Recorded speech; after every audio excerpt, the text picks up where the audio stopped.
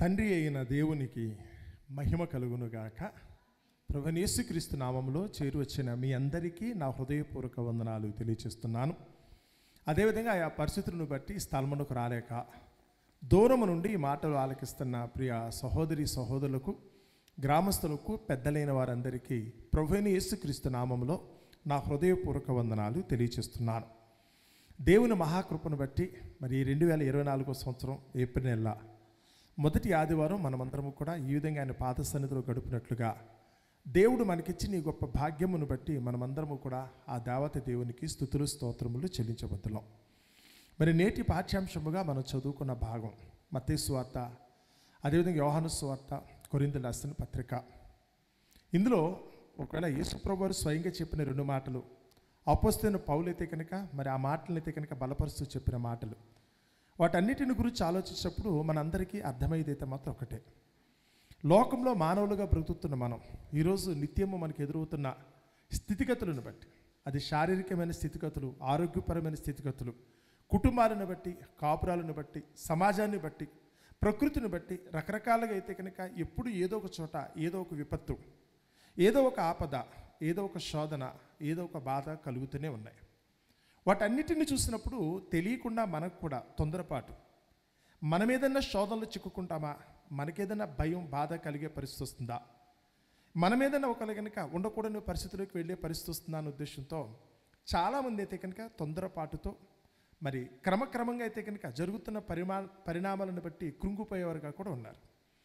కానీ లోకంలో మనుషులు ఎవరైనా వచ్చి ఏం కాదులే నువ్వు కంగారు పడకని నీకు ధైర్యం చెప్పినా, ఆ ధైర్యం అయితే మాత్రం నిజంగానే మనల్ని అయితే కనుక బలపరిచేదిగా ఉండదు, కానీ తెలియకుండానైతే కనుక మనం కృంగదీసేదిగా ఉంటుంది. ఈ వారంలో అయితే కనుక తైవాన్లో భూకంపం వచ్చింది. నిలువెత్తు భవనాలు ఏదో మోకాళ్ళ మీద వాలిపోయినట్టుగా వాలిపోయినాయండి. చనిపోయిన వారి గురించి ఏ ప్రభుత్వం కూడా ముందే చెప్పదు, ఎందుకంటే భయపడతారన్న ఉద్దేశంతో వెల్లడి చేయరు. ఎంతోమంది గాయపడి ఉంటారు, ఎంతో ఆస్తి నష్టం సంభవించి ఉంటుంది. అదే అమెరికాలో అయితే కనుక వరుసన 3 సార్లు అయితే కనుక భూకంపం అంటండి. వరుసనే మొన్న వచ్చింది, నిన్న వచ్చింది, వణుకుతుంది. అక్కడ న్యూయార్క్ నగరాలు, న్యూజెర్సీ నగరాలు అయితే కనుక వణుకుతున్నాయి ప్రకృతిని బట్టండి.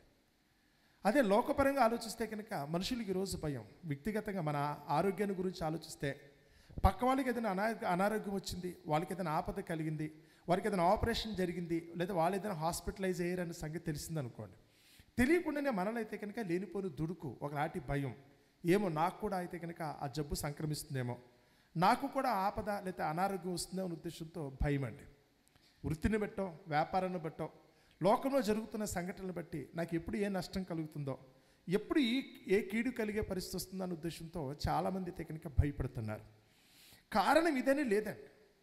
ఎందుకంటే 53వ కీర్తన చదువుతున్నప్పుడు అక్కడ కీర్తనాకారుడు చెప్తున్నాడు, లోకంలో దేవుని గురించి ఎవరికైతే సరి అయిన అవగాహన లేదో, దేవుని చెప్పు చేతలో లేకుండా, దేవుని తోడ్పాటు లేకుండా ఎవరైతే బ్రతుకుతున్నారో వారు బ్రతుకు ఎలా ఉంటుందో అనుకున్నప్పుడు అక్కడ రాయబడిన మాట ఎలా ఉందో తెలుసా?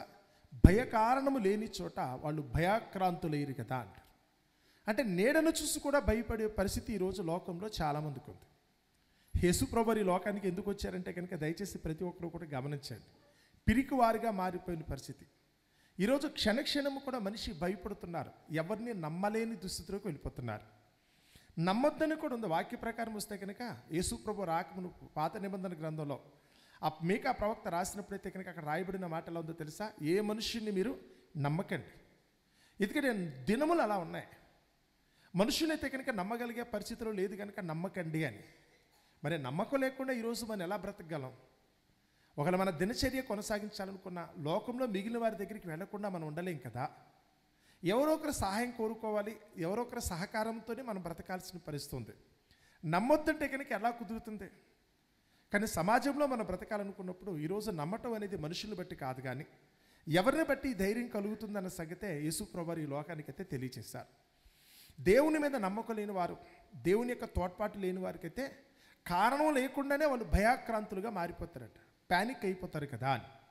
ఎక్కడో భూకంపం వస్తే కనుక ఒకవేళ మన దగ్గర కూడా వస్తే ఏమైపోతుందన్న ఉద్దేశంతో చాలామంది ఇళ్లలో ఉండటానికి కూడా లేకుండా బయటకు వచ్చి పడుకుండిపోతున్నారు. మీకు తెలిసిన సంగతి. ఎక్కడో ఏదో బాంబు పేలింది, ఎక్కడో ఏదో హత్య జరిగింది అనుకుంటే అదే అయితే కనుక వీళ్ళ మనసులో పెట్టుకుని తెలియకుండానే ఈరోజు అయితే కనుక నిద్ర కూడా పోకుండా అయితే కనుక కలవరింతలతో మనుషులైతే కనుక ఈరోజు నిద్ర కూడా పాడు చేసుకునే వాళ్ళు ఉన్నారు. కారణం ఏంటంటే కనుక ఏదో నాకు కూడా సంక్రమిస్తుందేమో, అది నాకు కూడా అయితే కనుక సంప్రాప్తించిన రోజు నేను ఏమవుతానన్న భయం అయితే ఈరోజు మనుషులకు ఉందని. అందుకనే ఈరోజు యేసు ప్రభు చెప్తున్న మాట, ఎందుకంటే కొరింథీ రాసిన పత్రిక మీరు 3వ పాఠ్యభాగంగా చదివారు కదా, పౌలు గారు చెప్పిన మాట నేను ముందు చెప్పి, యేసు ప్రభు ఎందుకోసం అయితే కనుక మనకి ఇంత ధైర్యం ఇచ్చాడో, దేనిని బట్టి మన ధైర్యంగా ఉండమని కోరుకున్నాడో ఆ మాటనైతే కనుక మనం ధ్యానిద్దాం. 2వ కొరింథీ 4వ అధ్యాయము 16వ వచనం. కావున మేము అధైర్యపడము. కావున అంటే బయట చెప్పాల్సిందంతా అట్టి చెప్పాడు, ఎందుకంటే పైన కూడా చదవన, మన వాక్య భాగంలో చదవలేదు కానీ నేను చదువుతున్నాను. 14-15 వచనాలు అక్కడ రాయబడిన మాట ఉంది.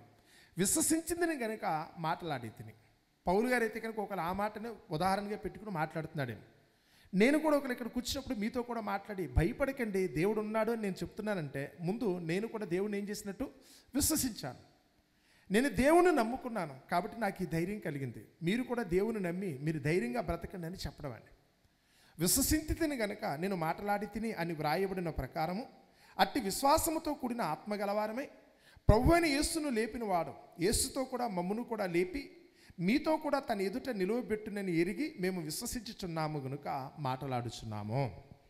మేము చెప్పే మాట దయచేసి వినండి. యేసు ప్రభు మాట చెప్తున్నప్పుడు లోకంలో కొంతమందికి అదైతే వెర్రితనంగా కూడా కనపడచ్చట. క్రీస్తును గురించిన మాట లేకపోతే సిలువను గురించిన మాట లోకమునికి ఎలా కనపడుతుంది? వెర్రితనం. గడిచిన ఒక 50 రోజుల క్రితం నుంచి ఆలోచిస్తే ప్రభువైన యేసుక్రీస్తు యొక్క ఆయన శోధనలు, ఆయన పడిన శ్రమలు, ఆయన సిలువ మరణం, ఆయన సమాధి, ఆయన పునరుద్ధానాన్ని గురించి చెప్పినప్పుడు విశ్వసించిన వారైతే కనుక దానిని బట్టి అయితే కనుక సంతోషపడుతున్నారు, వారైతే కనుక ధైర్యంగా బలపడుతున్నారు. కానీ విశ్వసించిన వారికి అయితే కనుక అది ఎలా ఉంటుందట? వెర్రితనముగా కనపడుతుంది. సో మేమైతే నమ్మాము ప్రభువైన యేసును లేపిన వాడు మమ్మును కూడా లేపుతాడు, ప్రభువైన యేసుక్రీస్తుని రక్షించిన వాడు మమ్మును కూడా రక్షిస్తాడు. కాబట్టి యేసు ఏదైతే కనుక మాకు మార్గాన్ని చూపించాడో ఆ మార్గంలో మేము కూడా పయనిస్తున్నాం.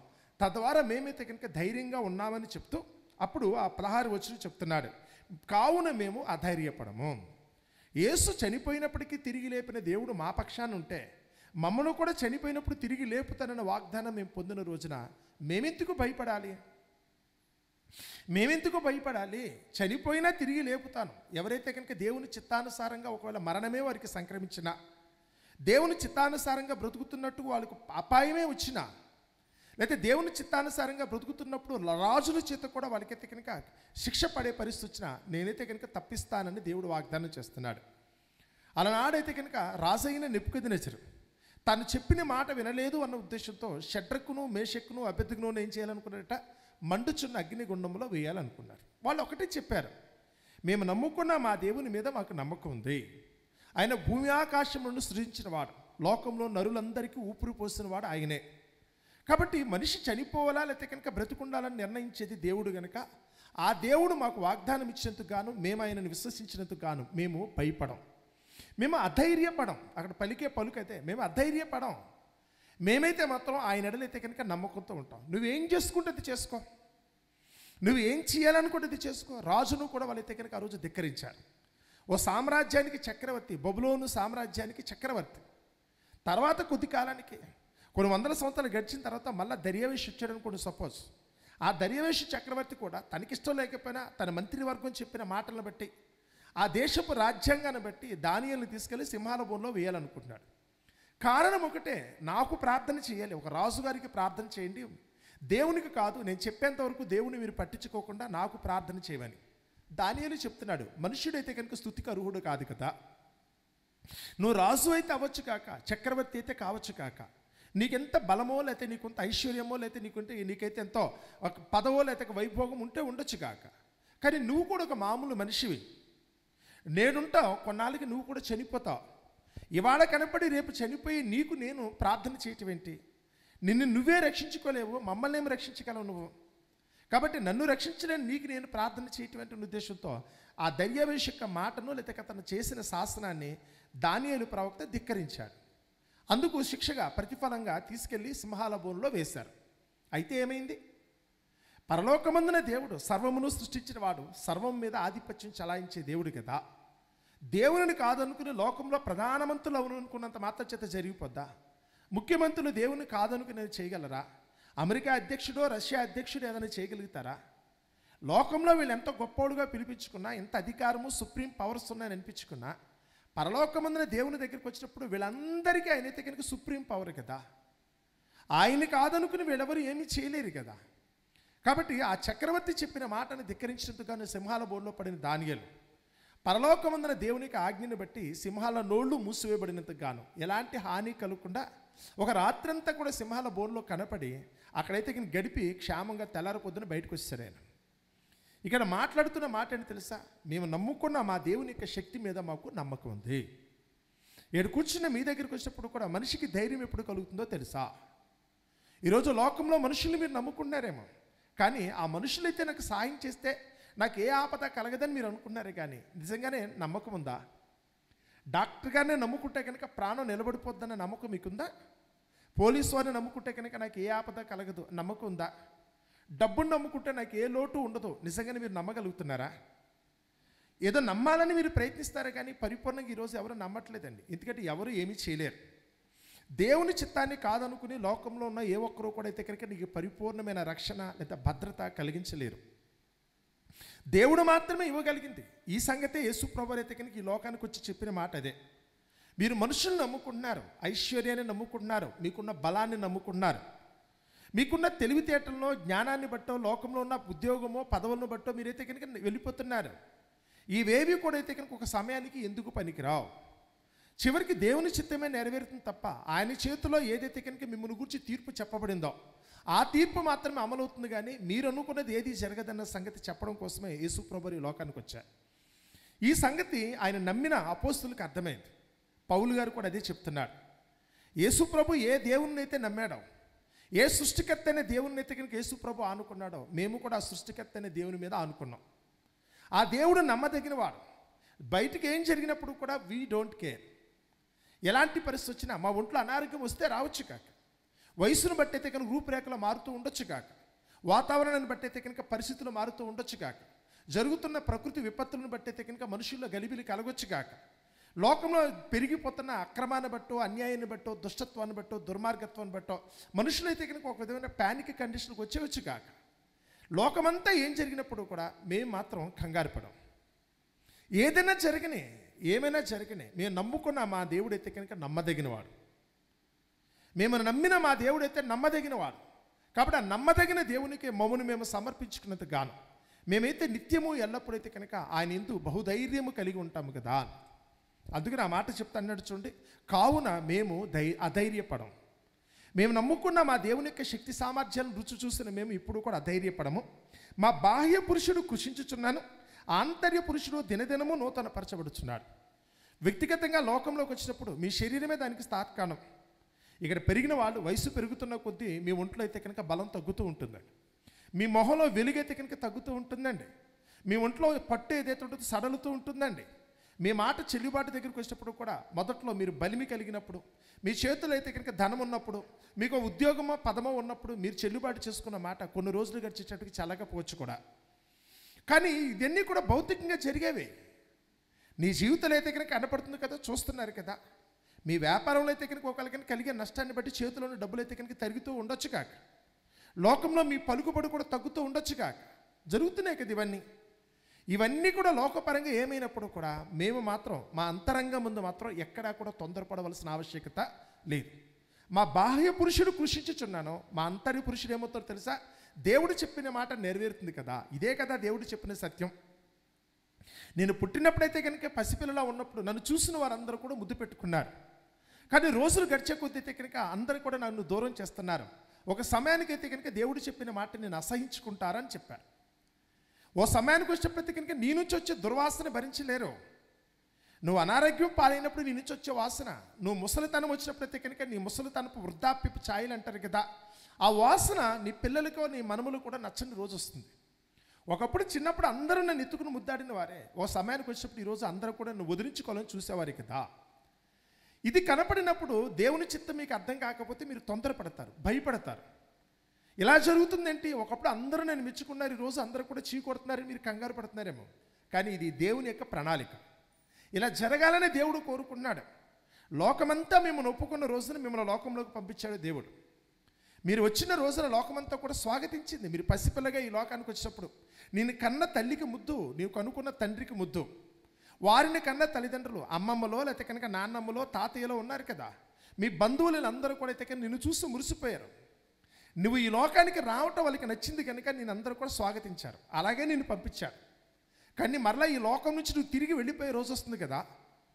ఈ లోకం నుంచి తిరిగి వెళ్ళాలనుకున్నప్పుడు ఒకళ్ళు అందరూ కూడా నిన్నైతే కనుక మెచ్చుకునేటట్టుంటే, అందరూ కూడా నువ్వు ఉండాలని ఇక్కడ కోరుకునేటట్టుంటే నువ్వు వెళ్ళటానికి అయితే కనుక ఇబ్బంది పడతావు. అందరూ ఉండాలనుకున్నప్పుడు నువ్వేమైనా కానీ నీ చుట్టాలింటికి వెళ్ళినప్పుడు, బంధువులింటికి వెళ్ళినప్పుడు కూడా వాళ్ళు నేను పంపించడానికి ఇష్టం లేకుండా 2 రోజులు ఉండండి, ఇంకా మీ మీద మమకారం తగ్గలేదు, చాలా రోజులకు వచ్చారు కదా, ఉండండి అంటే తెలియకుండా మనం కూడా అక్కడ ఉండటానికి ఇష్టపడతాం. మనకి ఎన్ని పనులు ఉన్నప్పుడు కూడా ఆ బంధువులింటికో చుట్టాలింటికి వెళ్ళినప్పుడైతే కనుక తెలియకుండా ఉండిపోతాం. కానీ మనం త్వరగా వెళ్ళిపోవాలని కోరిక ఎప్పుడు వస్తుందో తెలుసా? మనం అక్కడి నుంచి త్వరగా తిమిరిపోయి గబగబా అన్నం తినేసి చేతులు కడిగేసుకుని, ఇది పెళ్లి పందిట్లోనే ఆ బంతి భోజనాల దగ్గర మనం గబగబా చేయి కడుక్కుని ఉంటానని ఇంత పారిపోయి వచ్చేస్తున్నామో తెలుసా? అక్కడ ఉన్నవాళ్ళు మనం స్వీకరించట్లేదన్న ఉద్దేశంతో.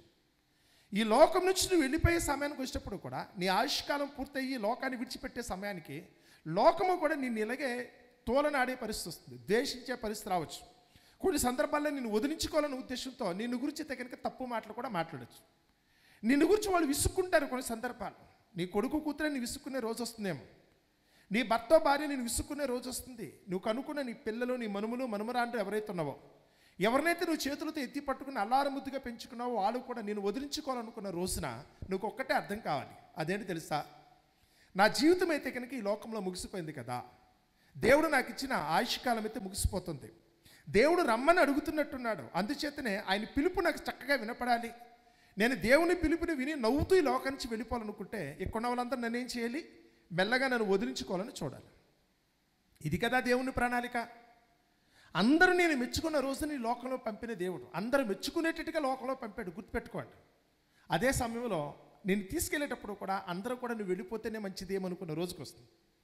నువ్వు వెళ్ళిపోవడం మంచిది, ఇక్కడ ఉండొద్దు ఇంకా. ఎందుకంటే నువ్వు ఉండటం వల్ల కొన్ని వ్యవహారాలు నీ పిల్లలకి అభ్యంతరమేమో, ఈ లోకానికి నువ్వు అభ్యంతరమేమో, ఈ భూమికే కొన్ని సందర్భాలు నువ్వు భారంగా ఉన్నావేమో చూసుకోవాలి.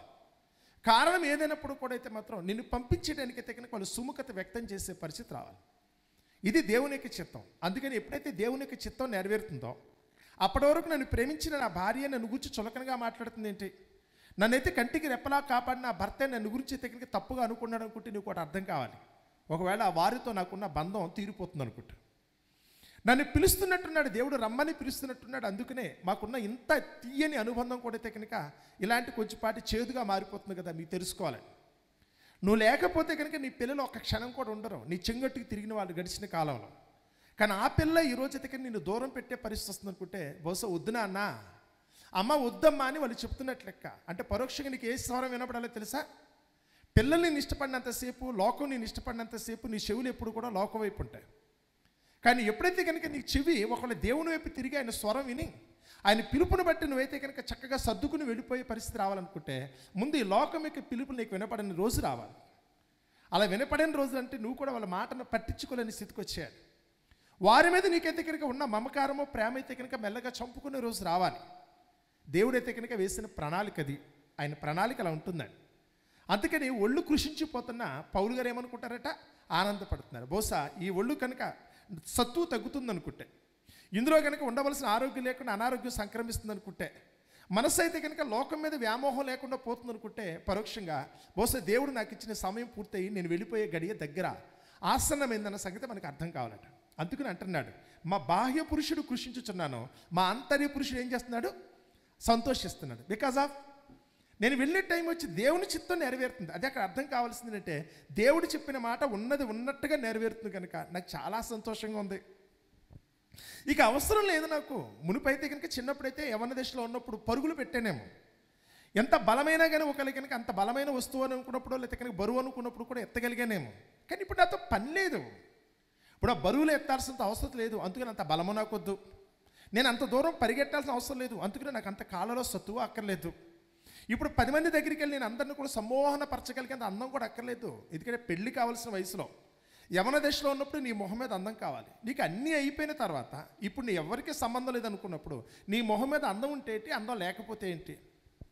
వెళ్ళిపోతానని మీరేం కృంగొద్దంటే, మీకున్న ఆస్తిపాస్తుల దగ్గరికి వచ్చిన మీ మాట విలువ దగ్గరికి వచ్చినప్పుడు కూడా మీరు తొందరపడద్దు. అవసరం ఏముంది? ఇప్పుడు నాకు ఇవ్వవలసినప్పుడు దేవుడు చేయవలసిన పనున్నంతసేపు అన్నీ ఇచ్చాడు దేవుడు.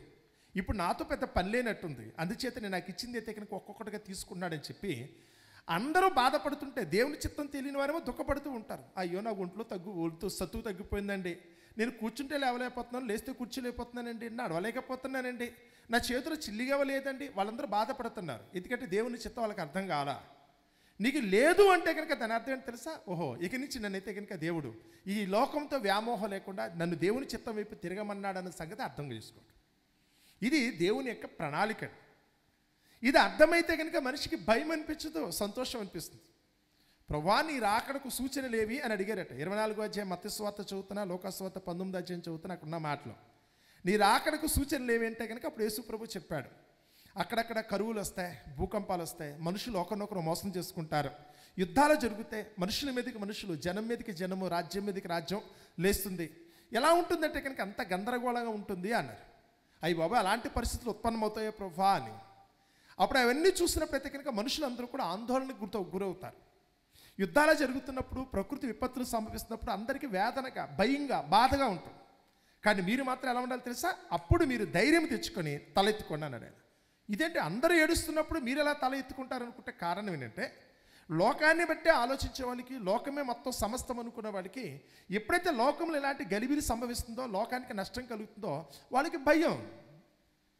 లోకాన్ని నమ్ముకున్న వాళ్ళకైతే కనుక జరుగుతున్న పరిణామాలను బట్టి వాళ్ళకి భయం. అందుచేత వాళ్ళందరూ కూడా ఆందోళనతో ఉంటారు. కానీ లోకం మీద కాకుండా దేవుని నమ్మిన వారికి ఎంత త్వరగా ఈ లోకం ముగిసిపోద్దా, ఎంత త్వరగా ఈ జీవితం పరిసమాప్తి అయిపోతుందా, ఎంత త్వరగా నేను దేవుని సన్నిధికి వెళ్ళిపోతానా అనుకునే వాళ్ళకి మాత్రం ధైర్యం. అప్పుడు మీరు తల ఎత్తుకోండి అన్నాడు. చాలా ఉందో చూసారా? అప్పుడు కూడా ఇప్పుడు మీ దగ్గరికి వచ్చినప్పుడు కూడా ఇక్కడ పౌలు గారు చెప్తున్న మాట ఏంటి తెలుసా? మా బాహ్య పురుషుడు కృషించిపోతున్నాడు, మా బాహ్య పురుషుడు కృషించిపోతున్నాడు, ఒళ్ళంతా కూడా అయితే కనుక రోగాలమయమైపోతుంది. డోంట్ వరీ, ఎందుకు కంగారు పడతావు? నీ ఒంట్లో సత్తు తగ్గిపోతుంది, ఎందుకు భయపడుతున్నావు? నీకున్న స్నేహితులందరూ మెల్లమెల్లగా తగ్గిపోతున్నారు, ఎందుకు భయపడుతున్నావు? నీ బంధువుల దగ్గరికి వచ్చినా, నీ స్నేహితుల దగ్గరికి వచ్చినా, చివరికి నీ కట్టుకున్న భర్త భార్య దగ్గరికి వచ్చినప్పుడు కూడా మెల్లగా వారి మధ్యనైతే కనుక ప్రేమ తగ్గిపోయి ఎడబాటు వస్తుంది, ఎందుకు భయపడుతున్నావు? నీ పిల్లల దగ్గరికి వచ్చినా, నువ్వు సంపాదించుకున్న ఆస్తిపాస్తుల దగ్గరికి వచ్చినా, ఒకప్పుడు ఎన్నో ఉన్నాయి, ఎంతో ఉందనుకున్న మీరు మెల్లమెల్లగా తరిగిపోతూ మీరు చూస్తున్నారు. ఇట్ మీన్స్ దట్, దాని అర్థం ఏంటి తెలుసా? అవన్నీ తగ్గుతున్నాయి అనుకుంటే బహుశా ఇంకా వీటితో నాకు పని లేదు, వీటితో నాకు పని లేదన్న సంగతి దేవుడైతే కనుక జ్ఞాపకం చేస్తున్నాడు.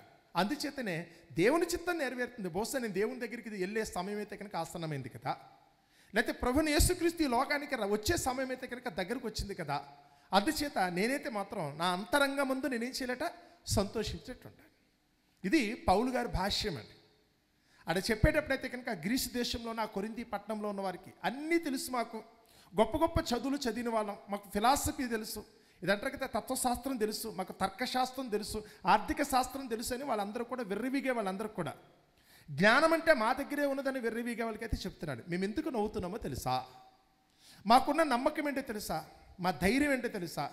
మీరందరూ కంగారు పడుతున్నారు, నాకైతే మాత్రం నవ్వు వచ్చేస్తాను. మీరందరూ కన్నీళ్ళు పెట్టుకున్నారేమో, నేనైతే ఇంకా ధైర్యంగా ఉన్నాను కదా.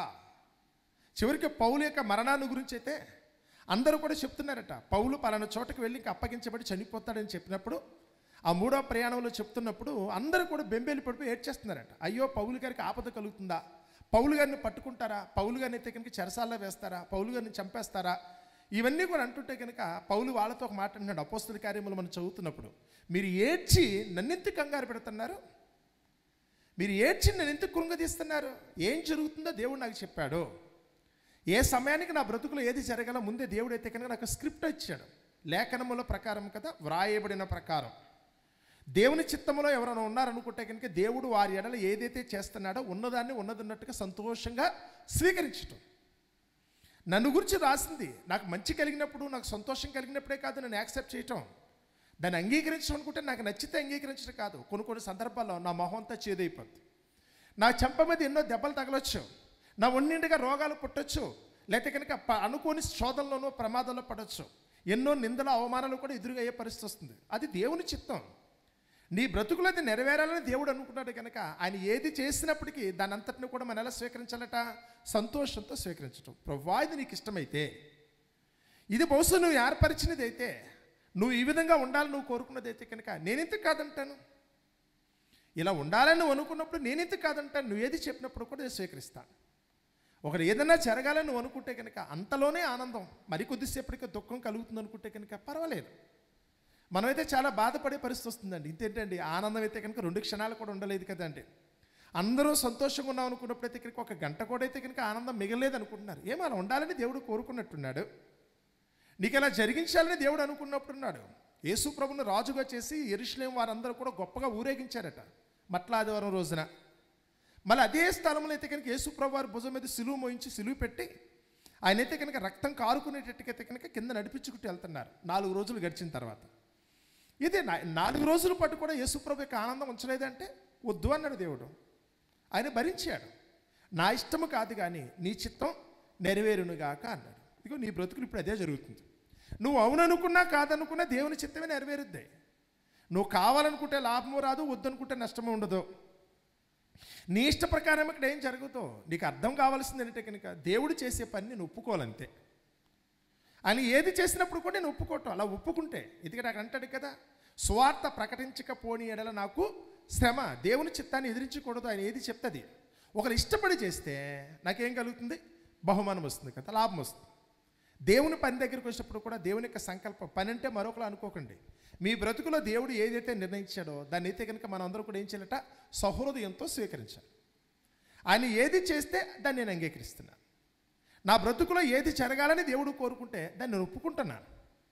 ఇంతే, ఇంక దీంట్లో మరో మాటలేదు.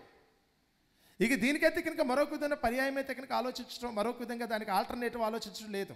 ఆయన ఏది జరిగించినా ఇందుకు ఆలోచించడం, నేను ఆలోచించి ఏం జరుగుతుంది, ఇలా జరగాలని దేవుని యొక్క చిత్తం, అదే జరుగుద్ది. అది మంచి అయినా కావచ్చు, కీడైనా కావచ్చు, మరొకటి నువ్వు అనుకుంటున్నావు అంతే. నువ్వు కీడు అనుకుంటున్నావు, నువ్వు మేలు అనుకుంటున్నావు, నువ్వు అనుకుంటున్నావు కీడు మేలని, కానీ దేవుని దృష్టిలో మాత్రం అంతా కూడా ఎలా ఉందంట, చక్కగా ఉంది. ఆయనకి అది కరెక్ట్ అంతే, ఆయన అలాగే జరిగించాలనుకుంటున్నాడు. నీవైతే మాత్రం దాన్ని చక్కగా స్వీకరించడం ఒకటే చేయాలి కదా.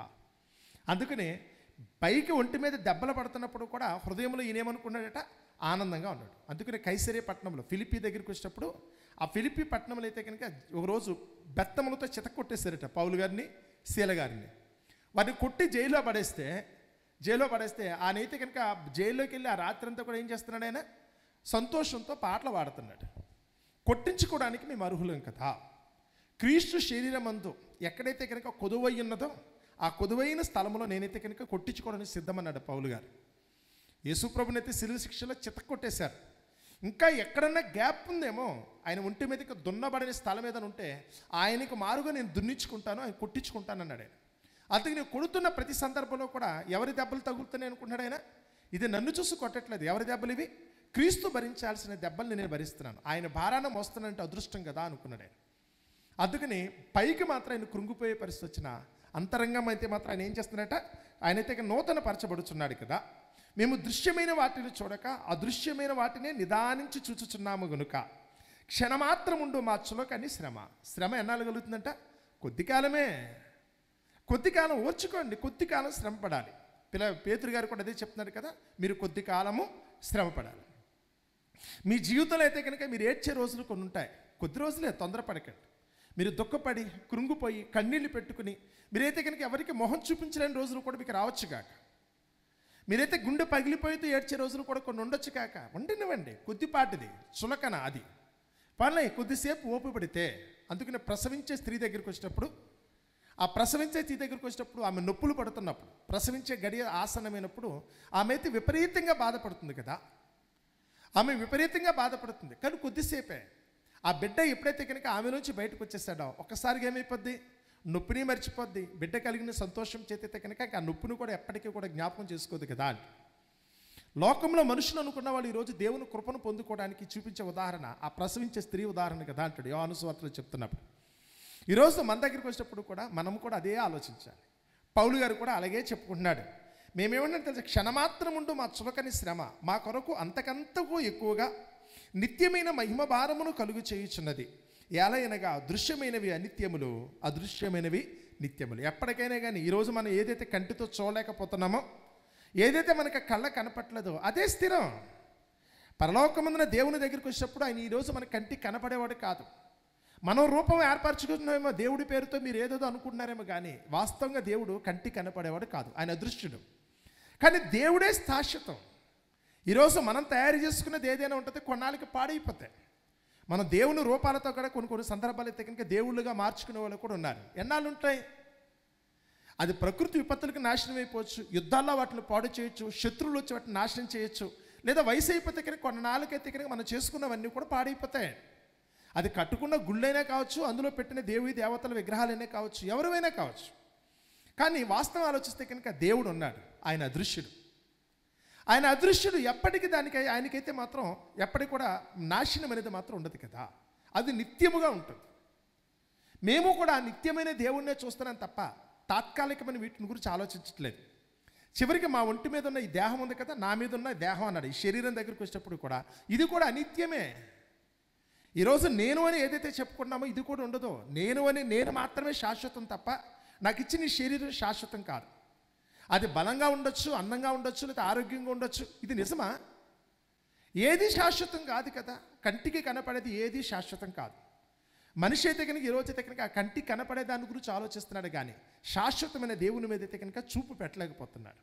కానీ మేము చూడగలుగుతున్నాం, మేమైతే కనుక ఆత్మీయంగా అయితే కనుక చూడగలుగుతున్నాం. ఆ దేవుడు శాశ్వతమైన సంగతిని గుర్తుపెట్టుకుని మేమైతే కనుక ఆయన మీద నమ్మకం పెట్టుకున్నాం కదా. అందుకని 16వ అధ్యాయం మన 2వ పాఠ్యభాగం దగ్గరికి వచ్చినప్పుడు యోహాను సువార్త 16వ అధ్యాయము 29వ వచనం నుంచి చదువుతున్నప్పుడు శిష్యులు యేసు ప్రభు చెప్పిన ఈ మాటలు విన్నప్పుడు, వీటిని గురించి ఆయన బోధిస్తున్నప్పుడు అయితే కనుక వాళ్ళేమన్నారు చూడండి. ఆయన శిష్యులు 29వ వచనం 16వ అధ్యాయము యోహాను సువార్త. యేసు శిష్యులు, ఇదిగో ఇప్పుడు నువ్వు గూఢార్థముగా ఏమీ చెప్పక, యేసు ప్రభు చెప్పే మాటలు అప్పటి వరకు ఎలా ఉన్నాయంట, గూఢార్థంగా మర్మంతో కూడుకున్నట్టుగా చెప్పాడట. ఇప్పుడు స్పష్టంగా చెప్పేస్తున్నాడు. నువ్వు గూఢార్థముగా ఏమీ చెప్పక స్పష్టముగా మాట్లాడుతున్నావు. అర్థమైపోయింది మాకు. మేము కూడా అయితే కనుక ఈరోజు జరుగుతున్న దానిని బట్టి ఇన్నాళ్ళు ఏదో అనుకున్నాం, కానీ మా వయసు ఎందుకు పెరుగుతుంది, రోగాలు ఎందుకు సంభవిస్తున్నాయి, కలతలు ఎందుకు వస్తున్నాయి, అయిన వారు ఎందుకు మమ్మల్ని దూషిస్తున్నారు, మాకు నచ్చిన వాళ్ళు మాకు ఎందుకు దూరం అయిపోతున్నారు, మమ్మల్ని ప్రేమించే వాళ్ళు ఏదైతే కనుక ఈరోజు మమ్మల్ని గురించి అయితే కనుక తప్పుగా మాట్లాడుతున్నారని చాలాసార్లు వ్యసనపడ్డావు కదా. నువ్వు కోరుకున్నది నీకు దక్కలేదన్న ఉద్దేశంతో చాలామంది ఇప్పటికీ కుంగిపోతున్నారే. ఆలోచించుకుంటూ తడుముకుంటూ ఉంటారు. భర్తను గురించి ఆలోచించుకునే వాళ్ళు, భార్యను గురించి ఆలోచించుకునేవాడు, పిల్లల గురించి ఆలోచించుకునేవాళ్ళు, తల్లిదండ్రుల గురించి ఆలోచించుకునేవాళ్ళు, ఏదైతే తమకు దక్కలేదో దాని గురించి ఆలోచించుకునేవాళ్ళు. ఎప్పటికప్పుడు ఎవరో ఏదో అన్నారు, ఎవరో ఏదో తీసుకున్నారు, ప్రతి దానికి పీక్కున్న వాళ్ళు చాలామంది ఉంటారు. ఏముంది దీంట్లో పీక్కోవడానికి? నువ్వు పీక్కున్నంత మాత్రం చేత దాన్ని ఏమైనా సరి చేసుకోగలవా? నువ్వు ఆలోచించేంత మాత్రం చేత ఏమీ చేయలేవు కదా. దేవుడు అవునన్నాడు, అది జరిగిపోయిందంతే. ఇందులో నీ ఇష్టాలతో సంబంధం లేదు. ఎప్పుడైతే ఇది దేవుని చిత్తం అనుకున్నావో ఇంకా ఆలోచన మానేయి. ఏది జరగాలని దేవుడు నిర్ణయించాడో దాని కొరకైతే కనుక ఎదురు చూడండి. ఈ మాట యేసు ప్రభు ఎప్పుడైతే చెప్పాడో అర్థమైందో వాళ్ళకి. ఇప్పుడు వరకు నువ్వు గూఢార్థముగా మాట్లాడేవు, కానీ ఇప్పుడైతే కనుక గూఢార్థముగా కాకుండా స్పష్టంగా నీవు మాతో మాట్లాడుతున్నావు. సమస్తము ఎరిగినవాడవనియు ఎవడను నీకు ప్రశ్న వేయ అగత్యము లేదనియు ఇప్పుడు ఎరుగుదుము. దేవుని యొద్ద నుండి నీవు బయలుదేరి వచ్చితివని దీని వలన నమ్ముచున్నామని మాకు అర్థమైపోయింది. ఎప్పుడైతే కనుక యేసు ప్రభు జీవిత సత్యాన్ని తెలియజేశాడో, బ్రతికంటే ఏంటో అర్థమైందో, జరుగుతున్న పరిణామాలన్నిటి కారణం దేవుడు, అది ఏ విధంగా నీ ఎడల నెరవేరుస్తాడన్న సంగతి ఆయన చక్కగా వివరించి చెప్పినప్పుడు వెంటనే వాళ్ళు ఏమన్నారట, ఎస్, నువ్వు చెప్పిన ఈ మాటలను బట్టి నువ్వు దేవుని యొద్ద నుండి వచ్చావన్న సంగతి ఇప్పుడు అర్థమైంది. ఎందుకంటే దేవుడు తప్ప ఇలాంటి రహస్యాన్ని ఎవరు కూడా చెప్పలేరు. మనిషి బ్రతుకులో జరుగుతున్నది ఇంత స్పష్టంగా నువ్వు వివరించగలుగుతున్నావు అనుకుంటే, అసలు మనిషి మనసులో అయితే కనుక దుఃఖము కలగటానికే అవకాశం లేకుండా, లోకంలో మనుషులు దేనిని బట్టి కూడా అయితే కనుక ఎప్పుడు అధైర్యపడకుండా ధైర్యంగానే ఉండేటట్టుగా ఒక మనిషి ఉండాలనుకుంటే అతనికి వాస్తవం తెలిసిన రోజున మాత్రమే అది సాధ్యమవుతుంది. ఇటు ప్రకృతిని బట్టో లేకపోతే కనుక దేవుని యొక్క సృష్టిని బట్టో ఇంత వాస్తవాన్ని నువ్వు తెలియచెప్పావు అనుకుంటే ఇది ఖచ్చితంగా నువ్వు దేవుని యొద్ద నుంచి వచ్చావన్న సంగతి మాకు అర్థమైంది. అప్పుడు యేసు అన్నాడు చూడండి, అక్కడ యేసు వారిని చూచి మీరు ఇప్పుడు నమ్ముచున్నారా అంటే, ఎంత చెప్తే తప్ప మీకు అర్థం కాదా? మీ మనసులో ఉన్న ప్రతిదాన్ని వివరిస్తేనేనా మీరు ఏదైతే కనుక మూఢనమ్మకాలతో ఉండిపోతున్నారో, దేన్ని కూడా తెలిసి తెలియకుండా అయితే కనుక ఏదైతే మీరు పట్టుకున్నారో వీటన్నిటికీ ప్రశ్నలన్నిటికీ జవాబులు దక్కిన రోజున అప్పుడు మీరు నమ్ముతారనమాట. మీరు కోరుకున్నదల్లా జరిగితేనా? అన్నమంతా చూస్తే తప్ప అది అన్నం ఉడికిందో లేదో తెలీదా? చెప్తున్నారుగా మీ పెద్దవాళ్ళు, అన్నం తీసుకుని 2-3 పలుకులు తీసుకుని చూస్తే కనుక అది ఉడికిందో లేదో తెలిసిపోతుంటున్నారే. మరి అలాంటప్పుడు ప్రతిదానికి మీకు సమాధానం దొరకాలా? నీ బ్రతుకులో ఇప్పటి వరకు దేవుడు చేసిన దాన్ని బట్టి నీకు అర్థం కాలా? నీ జీవితంలో దినదినమో జరుగుతున్న దాని గురించి ఆలోచిస్తే కనుక అందులో ఉన్న పరమార్థాన్ని ఒక్కసారి ఆలోచిస్తే తెలిసిపోవాలే. ఇక ప్రతిదానికి నాకు సమాధానం దొరికితే అప్పుడు నమ్ముతున్నానని చెప్తున్నారేంటి? ఇది కరెక్ట్ కాదు కదా అని కింద నడుచుండి. అక్కడ ఇదిగో మీలో ప్రతివాడును ఎవరింటికి వాడు చెదిరిపోయి నన్ను ఒంటరిగా విడిచిపెట్టు గడియ వచ్చుచున్నది, వచ్చి ఉన్నది. అయితే తండ్రి నాతో ఉన్నాడు కనుక నేను ఒంటరిగా లేను. ఇన్ని తెలుసుకున్న మీరు కూడా ఓ సమయానికి వస్తే కనుక కలిగిన కష్టాన్ని బట్టి ఒక్కసారిగా ఏమైపోతారు? మాకు అర్థమైపోయింది, మేము ధైర్యంగా ఉన్నాం అంటారు. మీరే చెప్తారు. మీకు ఒంట్లో రోగం ఎందుకు వస్తుందో, లేకపోతే దాని కారణం ఏంటో, అది ఎలా తగ్గుతుందో, లేకపోతే తగ్గించగలిగే శక్తి ఎవరికి ఉందో, మీకు కష్టాలు ఎప్పుడు తీరుతాయో, మీకన్నా కీడు ఎప్పుడు తొలగిపోతుందో, ఇవన్నీ కూడా దేవుడు వివరించి చెప్తే అవును కదా అనుకుంటున్నారు మీరు. కానీ చిత్రం ఏంటంటే అనుకోని ఆపద సంభవించిన రోజున అప్పటి వరకు మీరు ఉన్నదంతా మర్చిపోయి ఒక్కసారిగా ఏం చేస్తారట? లోకంలో మనుషులు చూడండి, మీరు కూడా అంతే. ఆ సమయానికి ఉపాయం కూడా తట్టదు మీకు. అప్పటి వరకు మనం విన్నవో కూడా అయితే కనుక మర్చిపోయే పరిస్థితి వస్తుంది కదా. యేసుప్రభు అదే చెప్తున్నాడు, ఇదిగో మిమ్మల్ని పరీక్షించే సమయం వస్తుంది, ఒక్కరు కూడా నా దగ్గర లేకుండా అందరూ కూడా నన్ను విడిచిపెట్టి వెళ్ళే సమయం వస్తుంది. కానీ మీరందరూ విడిచిపెట్టినా ఒకటి మాత్రం నేను మాత్రం చేయగలను. మీరందరూ కూడా క్రమం తప్పిపోయినా నేను మాత్రం క్రమం తప్పను. ఏంటో తెలుసా? మీరందరూ నన్ను విడిచిపెట్టినా నాకు మాత్రం దేవుడు తోడుగా ఉన్నాడు. మీరందరూ నన్ను విడిచిపెట్టొచ్చేమో కానీ నేను నమ్ముకున్న నా దేవుడు, మనల్ని సృష్టించిన సృష్టికర్త అనే దేవుడు మాత్రం నాకు తోడుగా ఉన్నాడు. అందుకే నేను భయపడను అన్నాడు. చూడండి, నా యందు మీకు సమాధానము కలుగునట్లు ఈ మాటలు మీతో చెప్పుచున్నాను. లోకంలో మీకు శ్రమ కలుగును, అయినను ధైర్యం తెచ్చుకునడి.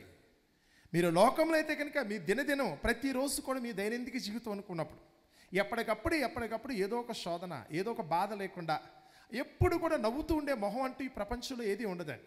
ఎంత చెట్టుకు అంత గాలినట్టుగా ప్రతి ఒక్కరికి ఎవరికి ఉండాల్సిన బాధలు వాడికి ఉన్నాయి, ఎవరికి ఉండవలసిన లోట్లు వాళ్ళకు ఉన్నాయి, ఎవరికి కార్చాల్సిన కన్నీరు వాళ్ళు కారుస్తున్నారు.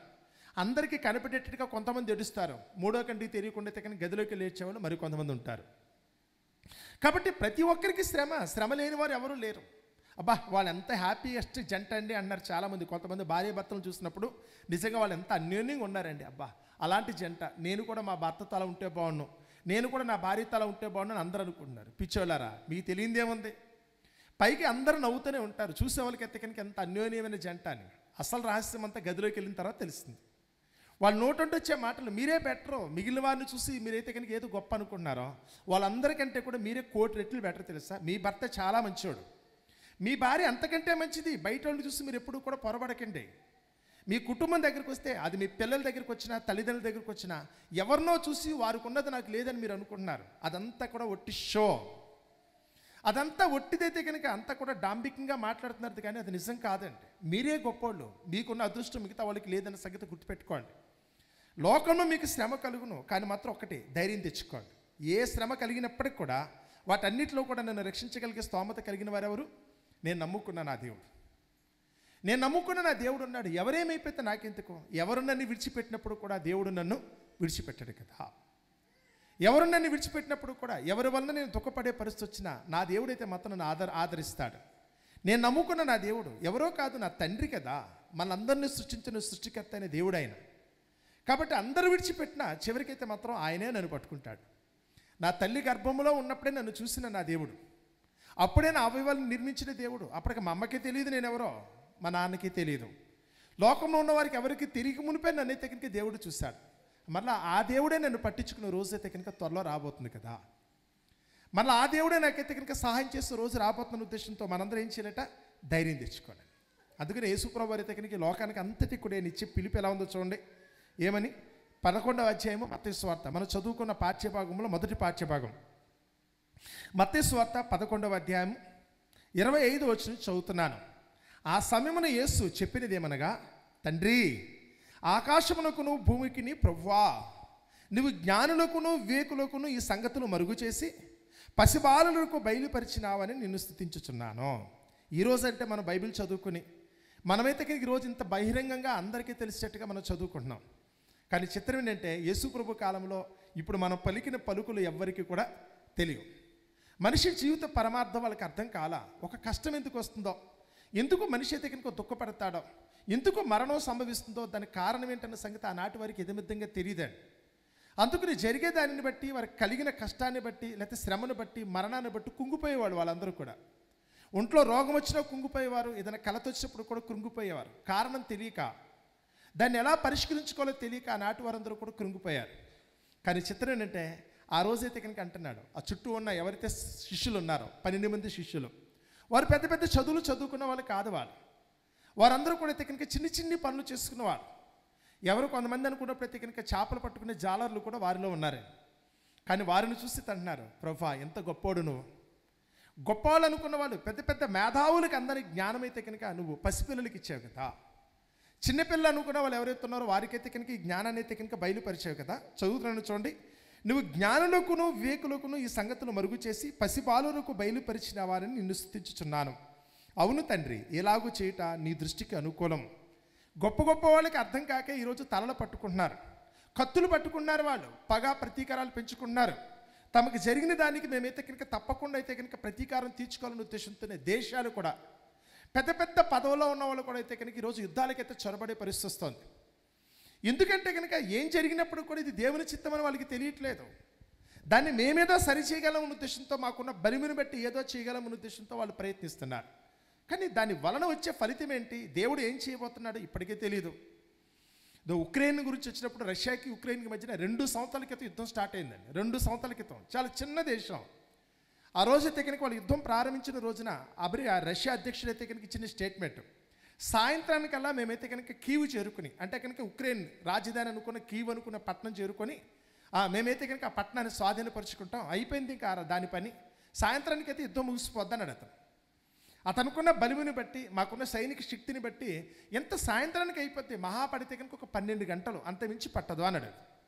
కానీ ఇప్పటికి 2 సంవత్సరాలు పట్టిందండి. ఇప్పుడు కూడా ఆ యుద్ధంలో అతను గెలవలేదు.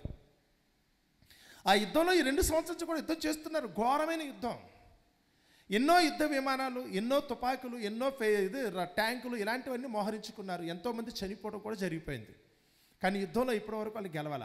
వాడు అనుకున్నది 12 గంటల జరుగుతున్నది అన్నది ఇక ఇప్పటికి 2 సంవత్సరాలు గడిచిందండి. 2 సంవత్సరాలు 2 నెలలు ఈ రోజు వరకు చెప్పాలనుకుంటే కనుక అంత టైం పట్టింది. కానీ ఇప్పటికి ఫలితం తేలా. నువ్వు అనుకుంటాం కాదు, దేవుడు ఏమనుకున్నాడో ముందు అది తెలుసుకో. లోకంలో మానవులకి, గొప్పోళ్ళు అనుకున్న వాళ్ళకి అర్థం కాని విషయం అదేనండి. నేను అనుకుంటే కనుక ఏదైనా కానీ సాధిస్తాను అనుకున్నారే కానీ, ఒరి పిచ్చోడు నీ చేతిలో ఏమీ లేదురా. నువ్వు ఎంత గొప్ప ధనవంతుడివైనా, నీకెంత లోకంలో పలుకుబడి ఉన్నప్పుడు కూడా, నువ్వెంత తెలివితేటలో నాకు అన్నీ తెలుసు అనుకుంటున్నావు, దేవుని కాకుండా నువ్వేం చేయగలవు? దేవుణ్ణి ధిక్కరించో లేకపోతే దేవుణ్ణి కాదనుకుని ఎదుటివాడి జీవితాన్ని అయితే నువ్వు మార్చగలవా, లేకపోతే అసలు చరిత్రను మార్చగల పరిస్థితి వస్తుందా? జాతకం మార్చేస్తామంటారు కదా చాలామంది. జాతకాలు మీరు రాస్తారా, దేవుడు రాస్తాడా? జాతకం నువ్వు రాస్తే బాగుంటుందా, దేవుడు రాస్తే బాగుంటుందా? చాలామంది పుట్టంగానైతే కనుక ముందు జాతకర్మ చేసేటప్పుడు అదే చేస్తారండి, జాతకాలు రాసేస్తారు. భవిష్యత్తులో అయితే కనుక వీడిలా కాబోతున్నాడు, వీడిలా అయిపోతున్నాడు. ఎవడు వాడు చెప్పింది? అంతగా ఉందా ఈరోజు? పుట్టంగానైతే కనుక ఎదుటివాడి జాతకం రాసేంత గొప్పోళ్ళా మీరు? దేవుడు ఏమనుకున్నాడో మీకు తెలుసా? నువ్వు చెప్పేదానికి దేవుడు చేసేదానికి ఏమన్నా పొంతన ఉంటుందా? అందుకనే గొప్పోళ్ళు అనుకున్న వాళ్ళు కూడా దేవుని ముందైతే కనుక తలకిందులు అవుతారట. అందుకనే జ్ఞానుల జ్ఞానమును దేవుడు ఏం చేస్తున్నాడు? మార్చేస్తాను కదా. పిరుకోళ్ళు వెర్రోళ్ళని చేస్తాను వారు అన్నాడు ఆయన. అందుకు నేను అంటున్న మాట కిందకి ఎలా ఉందో చూడండి ఇక్కడ. అవును తండ్రి, ఎలాగూ చేయుట నీ దృష్టికి అనుకూలమైన సమస్తమును నా తండ్రి చేత నాకు అప్పగింపబడి ఉన్నది. తండ్రి గాక ఎవడును కుమారుని ఎరగడు, కుమారుడు గాకను కుమారుడు ఎవనికిని ఆయనను బయలుపరచ ఉద్దేశించనో వాడుగాకనో మరి ఎవడును తండ్రిని ఎరగడు. ప్రయాసపడి భారం మోసుకునిచున్న సమస్త జనులారా నా యొద్దకు రండి. ఏ భారంతో అయితే మీరున్నారో, ఏ సమస్యతో ఈరోజు ఉన్నారో, అది ఫిజికల్గానా, మెంటల్గానా, స్పిరిచువల్గానా, ఫైనాన్షియల్గానా, సోషల్గానా, ఒకటి కాదండి. ఈరోజు మనం చాలా సమస్యలో ఉన్నాం. అవన్నిటిని బట్టి ఆలోచించినప్పుడైతే కనుక ఒకటే మాట, వాటికి పరిష్కారం చెప్తాను, దానికి మూలం చెప్తాను. ఎందుచేత మీకు ఆ సమస్య వచ్చిందో చెప్తాడు దేవుడు. దాంట్లో మీ పొరపాటు ఎంత, లేకపోతే దేవుని యొక్క చిత్తం ఎంత, దేవుని సంకల్పాన్ని బట్టి అది జరిగిందా, లేకపోతే మీరు చేసిన పొరపాటును బట్టి మీకు కీడు కలిగిందా, ముందు అది తెలుసుకోవాలి కదా. అది ఎవరి వలన కలిగిందో దేవుడు ఇచ్చాడు అనుకుంటే కనుక ఎవరు దాన్ని మార్చగలరు? లేదా నీ స్వయం కృషితో అన్నట్టుగా కనుక నువ్వు అనుకున్నప్పుడైతే కనుక నీ తప్పును బట్టో, నువ్వు స్వయం కృషితో నువ్వు ఎలాగైతే కనుక మేలు చేసుకున్నావో, కొన్ని సందర్భాలు అయితే కనుక నీ సొంత తప్పిదాలను బట్టి కూడా నువ్వైతే కనుక అలాగే కీడుని తెచ్చుకున్నావు. నీ సొంతంగా చేస్తే దాన్ని ఎలా పోగొట్టుకోవాలో కూడా నీకైతే అర్థమవుతుంది. ప్రయాసపడి భారం మోసుకునిచున్న సమస్త జనులారా నా యొద్దకు రండి. నేను సాత్వికుడను, దీన మనస్సు గలవాడను గనుక మీ మీద నా కాడి ఎత్తుకొని నా యొద్ద నేర్చుకునడి. అప్పుడు మీ ప్రాణములకు ఏం దొరుకుతుందట? విశ్రాంతి దొరుకుతుంది. ముందు మీ బ్రతుకు మూలం ఏంటో తెలుసుకుంటే, మీ జీవితం ఈరోజు ఎందుకు ఎలా ఉందో మీకు అర్థమైతే, మీ స్థితికి కారణం, ఈరోజు మీకున్న స్థితికి డాక్టర్ గారి దగ్గరికి వెళ్ళినప్పుడు కూడా మీరు వెళ్ళంగానే మందు ఇచ్చాడు కదండి.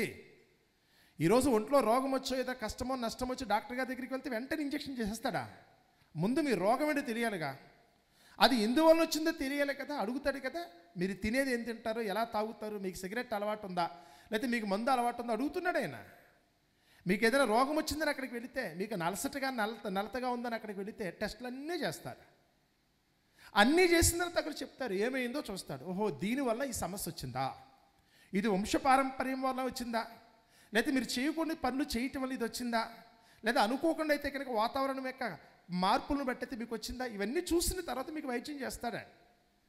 ఈరోజు యేసు ప్రభు కూడా అదే చెప్తున్నాడు. మీ బ్రతుకు యొక్క స్థితి ఏంటో చూడాలి కదా, మీ బ్రతుకులో ఏం జరుగుతుందో అది తెలియాలనుకుంటే కేవలం యేసు ప్రభు మాత్రమే చెప్తాడు. సుమా, నీ జీవితం ఈరోజు ఎందుకు ఎలా ఉందో నీకు అర్థం కావాలనుకుంటే ముందు నువ్వేంటో నీకు తెలియాలి. నీ ఎడల దేవుని యొక్క చిత్తం ఏంటో తెలియాలి. వాళ్ళ దేవుని చిత్తాన్ని ఎదిరిస్తే కనుక నీకు కలిగే శిక్ష ఎలా ఉంటుందో కూడా తెలియాలి. ఇప్పుడు ఆ శిక్షణ కనుక నువ్వు అనుభవిస్తున్నావు అనుకుంటే, దాని పరిష్కారం కావాలనుకుంటే ముందు దేవుడు చెప్పిన మాట వినండి. మీరు బిడ్డంబంగా మాట్లాడకండి, మీరైతే అహంకారంగా ఫీల్ అవ్వకండి, నేనేంటి అనకండి. ఎంతటి వారైనా ప్రపంచంలో మీకంటే కోటి రెట్లు గొప్పవాళ్ళు, ప్రపంచాన్ని అయితే కనుక శాసిస్తున్న అధిపతులు ఎవరైతే ఉన్నారో వాళ్ళందరూ కూడా యేసు దగ్గరికే వస్తారండి. ఏదో ఈరోజు ఒకవేళ మన చుట్టూ ఉన్న మన పరిస్థితులను బట్టి నేనేదో ఈ ఊరికి పెద్ద కదా, లేదా ఈ దేశంలో అయితే కనుక నాకేదో గౌరవం ఉంది కదా అని మీరు అనుకున్నారేమో. మీరు ఎంతటి వాళ్ళైనప్పటికీ కూడా ఒక్కడొకడు గుర్తుపెట్టుకోండి, ముందు మిమ్మల్ని చూసేది దేవుడు, ఆ పరలోకమందున దేవుడు. ఏ దేశం అని చూడడం, మీ లోకంలో మీ స్థితిగతుల గురించి ఆయనకి సంబంధం లేదు. మీరు ఎవరైనప్పటికీ కూడా ఆ దేవుని ముందు మీరందరూ కూడా అయితే మాత్రం ఒట్టి పురుగులు లాంటి వాళ్ళు. మనం అందరము కూడా దేవుని దృష్టిలో సమానమే. ఎవరు వచ్చినప్పుడు కూడా డాక్టర్ గారి దగ్గరికి వెళ్ళినప్పుడు మీకున్న లోకంలోనే స్థితిగతులను బట్టి వైద్యం జరగదండి. అక్కడ ఏదో మినిస్టర్ గారు కనుక అయితే కనుక ఈ జబ్బు వేరేగా ఉంటుంది, వీడు కూలోడు కనుక వేరే జబ్బు ఉంటుందో లేదు. జబ్బు ఒకటైనప్పుడైతే కనుక మినిస్టర్ గారికి అదే మందు, కూలోడు కూడా అదే మందు, కూలి పని చేసుకున్న వారు కూడా అదే మందు వాడాలి, అదే కోర్సు వాడాల్సిందే. ప్రధానమంత్రి గారు కూడా చివరికైతే కనుక ఒక టైఫాయిడ్ జ్వరం వస్తే కనుక సేమ్ అదే కోర్సు వాడాలి, ఏం తేడా ఉండదండి. మీరే ఊరికే భుజాలు చదువుకుంటున్నాడు, డాక్టర్ గారి దగ్గరికి వెళ్ళినప్పుడు ఎలాగైతే కనుక మీరందరూ ఈక్వాలిటీ అంటారో, అదే పరిస్థితికి వచ్చినప్పుడైతే కనుక దేవుని ముందుకు వస్తే అంతకంటే మీరందరూ కూడా సమానం. నేనేంటి అనకండి, మీ బ్రతుకును ఒక్కసారి చూసుకోండి. దానికి పరిష్కారం కావాలనుకుంటే మాత్రం తప్పకుండా యేసుని మాత్రం మీరు దర్శించాల్సిందే. దేవుని వాక్యం ఇది మనుషులు చెప్పే మాట కాదు కదా. ఎవరి ముందు, మనుషుల ముందు మిమ్మల్ని తలదించుకోమని ఎవరు చెప్పలేదండి. దేవుని ముందు తలదించండి. యేసు చెప్పిన మాటలో పరమార్థాన్ని తెలుసుకోండి. తప్పకుండా మీ బ్రతుకులకైతే కనుక విశ్రాంతి కలుగుతుంది, మీ బ్రతుకులకి రిలీఫ్ వస్తుంది కదా. మీరైతే కనుక నెమ్మదిగా బ్రతకడానికి అవకాశం ఉంటుందన్నదే ప్రభువైన యేసుక్రీస్తు వారైతే కనుక మనందరికీ తెలియచేసిన సత్యం. నా కాడి మీలే అనుకున్నట్టుగా భారంగా ఉండదు, తేలికగా ఉంటుంది, సులువుగా ఉంటుంది. మీరు దీనికోసం అయితే కనుక డబ్బులు ఖర్చు పెట్టక్కర్లా, దీనికోసం మీరు ఎక్కడెక్కడో తిరగక్కర్లేదు, దీనికోసం రోజులు తరబడి ఉపవాసాలు ఉండక్కర్లేదు, వ్రతాలు నోములు కూడా చేయక్కర్లేదు. ముందు దేవుని మాట విని మీ తప్పును సరి చేసుకోండి. మీ జీవితంలో ఎక్కడ అక్రమం జరిగిందో, ఎక్కడ మీరు తప్పటడుగేస్తారో ఆ తప్పటడుగుని సరి చేసుకోండి. దేవుడు కోరుకున్నట్టుగా కనుక మీరు జీవించినట్లయితే, మనుషుల మాటను బట్టి కాకుండా దేవుడు కోరుకున్నట్టు కనుక మీరు జీవించినట్లయితే తప్పకుండా దేవుని యొక్క కృపను బట్టి ఈరోజు మీరు అనుభవిస్తున్న బాధల నుంచి మీరు విముక్తి పొందుతారు, మీకు కలిగిన దుఃఖం నుంచి మీరు విముక్తి పొందుతారు. మీ కన్నీళ్ళను అయితే కనుక ఎప్పటికీ రానియకుండా అయితే కనుక ఆపుకోగలిగే స్థితి మీకు కలుగుతుంది. దేవుడే మీ కన్నీటిని అయితే కనుక తొడగలిగే స్థితిలోకి వెళ్తారు. అటు స్థితి కలగాలనుకుంటే ప్రతి ఒక్కరూ కూడా ప్రభువైన యేసుక్రీస్తు చెప్తున్న మాటలను బట్టి, ఆయన చూపిన మార్గంను బట్టి నిన్ను నన్ను పరలోకమందున దేవుడు సృష్టించాడన్న సంగతిని గుర్తెరిగి ప్రపంచాన్ని అంతటినీ సృష్టించిన ఆ దేవుని మీరు తిరగటానికి, ఆయన మార్గంలో మనందరం కూడా పయనించడానికి ప్రయత్నిద్దాం. అట్టి కృప దేవుడు మనందరికీ దయచేయునుగాక. ఆమేన్.